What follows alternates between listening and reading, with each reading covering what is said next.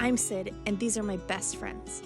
My mom, Kim, my dad, Ty, and my sister, Maddie, who before starting her own adventure, joined us in rocking out a state-of-the-art refit on our floating home. Now, we're ready to set sail to die with memories, not dreams, and live dauntless. And we're live in. Welcome back, everyone, to episode 88 of Sailing Dauntless. We've got a great show planned for you today. We're going to start by showing you the future of internet on boats. That's right, we've got Starlink. And here to tell you all about it is our tech correspondent, Ty. Take it away, Ty. Thanks, Kim. So we're here on the front cockpit with our temporarily mounted Starlink, and it has been running now for, about 6 weeks. I ordered this. This is the home version. I ordered it last February in 2021. We didn't get it until 2021 in November, and I thought I was going to be sneaky and get it up here and take it to Georgia while we were working on the 50, and that didn't happen. But in recent months, Starlink has turned on their roaming and then came out with a RV version, and it has worked fabulous. Sorry about the noise in the background. Kids on the boat next door having a great time washing the deck. I've temporarily mounted it here because obviously we're going to take it to the 50 with us, but it has provided blistering fast internet speeds, which will show you some screen recordings of some speed tests here in a second. And it does actually adjust. I'm going to show you kind of what this looks like. It will track you when we're in the anchorage. So as we swing around in tides, this will rotate and spin. If you're going to pack it away, you can actually stow it down and put it away in a box and they're having so much fun. Or you can unstow it and it'll then pick itself up when you get to a location. And obviously we haven't moved because we're at the dock, but it would then retrack and reposition itself. It's actually really cool tech. I haven't decided where I'm going to mount it on the 50 yet, but we'll find some clever place that's not tied down to a chain track, of course. And that's pretty much it in a nutshell. It works great on anchor or at a dock, and it's providing us all the internet speeds we need to be able to download all of our videos and upload all the videos to you guys. So that's all I got down here, and back to you, Kim. Wow, those are some impressive speeds. Thank you, Ty. And now we take you to a very important story. If you remember a month or so ago, Dauntless nearly lost both of her sail drives due to a tragic episode of galvanic corrosion. We're here to check on her newly transplanted sail drives and the functioning of the very precious galvanic isolator. I thought we cleaned that out and got rid of stuff. We did. And then we loaded it back up again. We did.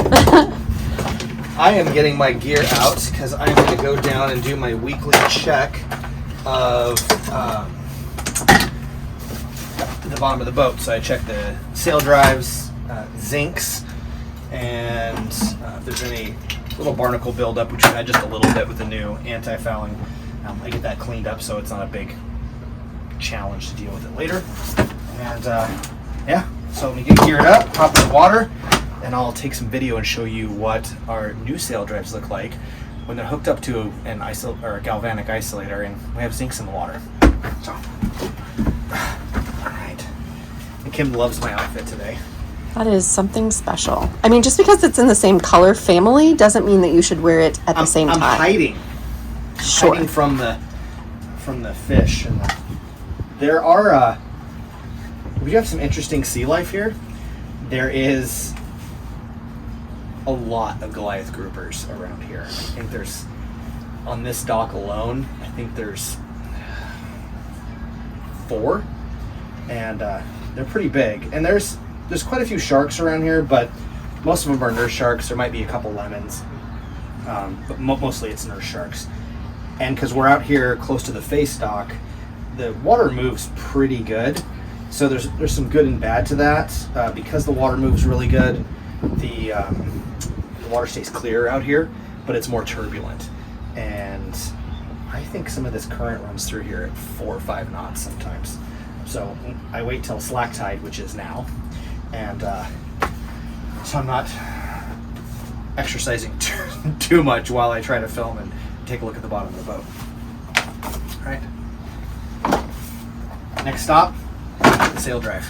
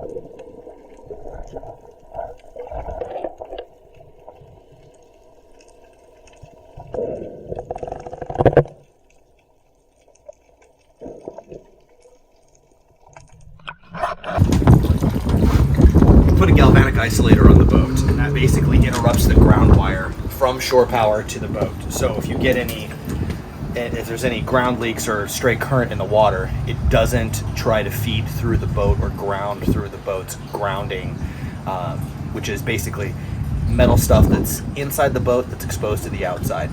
Through holes if they're bonded, zincs, sail drives, props, all that fun stuff. So, in an effort to double duty it, zincs, of course, are there. We call that redundancy. Redundancy. I said duty. For the airplane.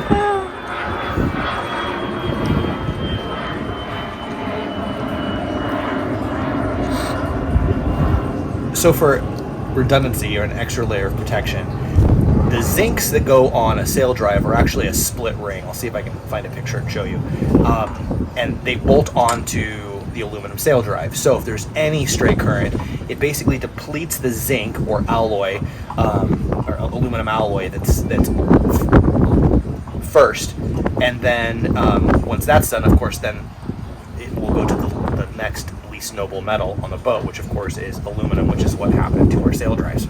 So in an effort to add additional redundancy and save us a little bit of money in the long run, because those zincs, if we're going to be on the dock for a few months and we need to replace them, God forbid, they're not expensive, but they're like 50 or 60 bucks a set. Whereas this is a big giant chunk of zinc, and they make them in the shape of a fish, and you basically there's an alligator clip on the other side of this that actually clip onto the main negative grounding on the engine, which goes inside the engine compartment, and then we just hang these in the water. So this also takes a load of that zinc deterioration and protection. This used to be a fish. Most of this deterioration happened on the other dock that we were at, but you can see how it's a big pit. There's some pits on this side. Yeah. And most of that was there before, but you can see this white stuff that's on here. Yeah. And that is, it's pulling that material out of this actual alloy. This used to look like a fish. You could see scales and everything. Now, if you watch when I drop it in the water, after I rub it and I get all of this zinc material loose, you're going to see this big white cloud. Okay, I don't know how well that showed up on video, but yeah. So we're just using this, and this gets deteriorated. Oh, that's way better. You can see that way better. These are the kind of holes we were getting in our sail drive, and now we're just getting them in the zincs and on the fish. So, recommendation for people needing to go on a dock and worried about protecting, because there is no real way to test a galvanic isolator, right? You can't test if a galvanic isolator is working or not. If it's not working, well, then you're going to get deterioration of your zincs, and then eventually other components on the boat, like your sail drives, if you have them, like we do. The deal is that you want to check your zincs frequently, and just from our personal experience, I would check them more than once a month, because we lost our sail drives in under a month last time. So I check them once a week. It's actually, everything's really good, so just keep up on your zincs. Install a galvanic isolator if you do not have one. It's not even an option if you're going to a dock, especially a big public dock. And if you can, you've got room for it, you can even put an isolation transformer on.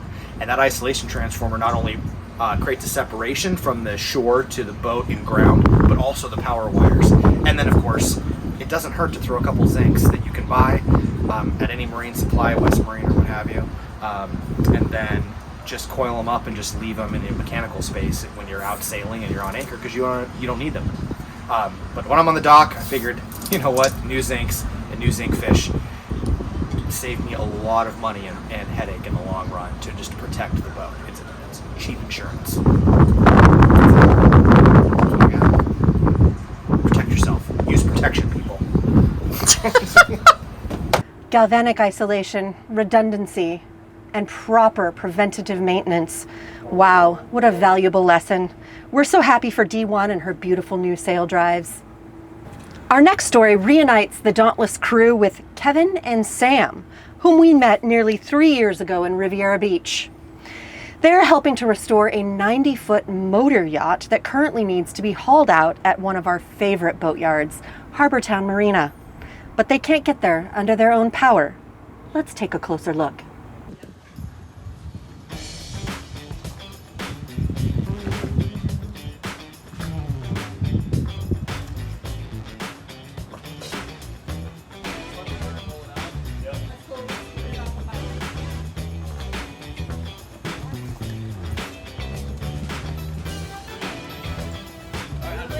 What's happening?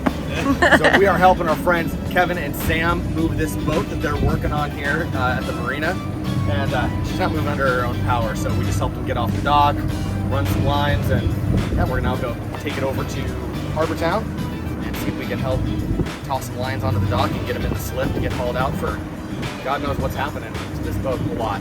So if you guys are looking for a project, Yeah. Right? it shows. So we got twin 300s on the bow. And this is a big boat. What is it, 95? 90 footer. 90 footer. Yep. Built in. 1991. It was a 60-foot boat, but he cut it in half, extended it 30 feet, made it 90 feet. Pretty big change. It's like a stretch. It's like a stretch limo, that's right. Sweet. It's cool though. I think she's doing good. Good weather, we're tracking straight, Yeah. and yeah, Towboat definitely knows what they're doing, which is cool. Awesome. And the view doesn't suck. Does not.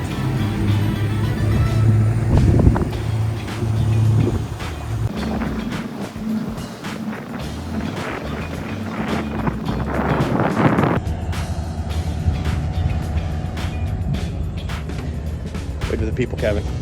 Huh? Wave to the people.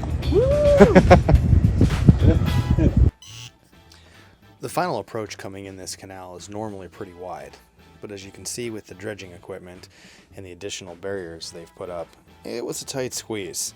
But the towboat guys managed to thread the needle and get it straight all the way over to the dock without any issue.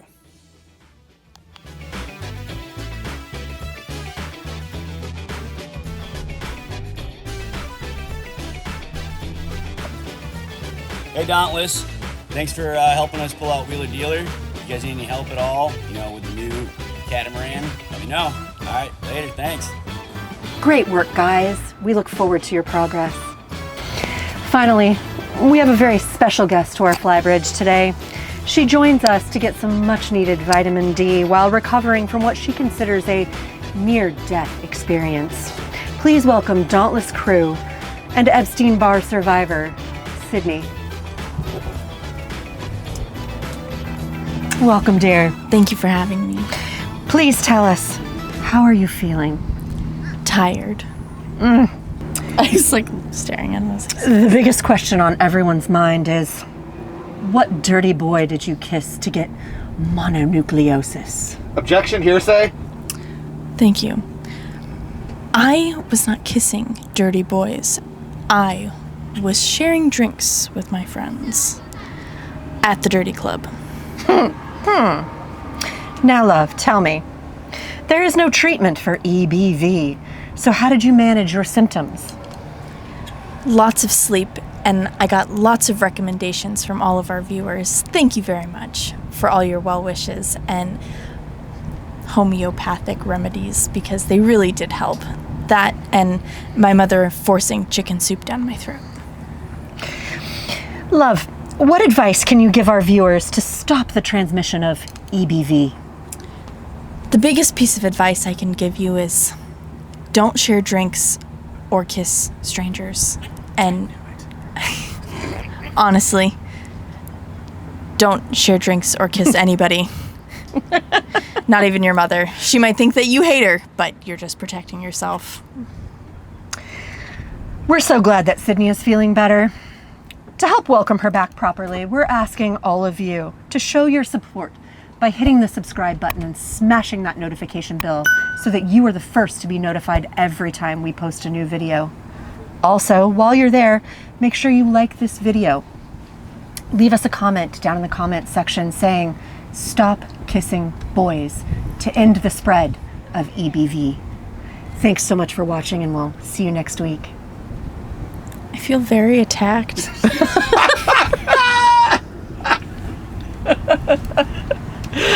Oh.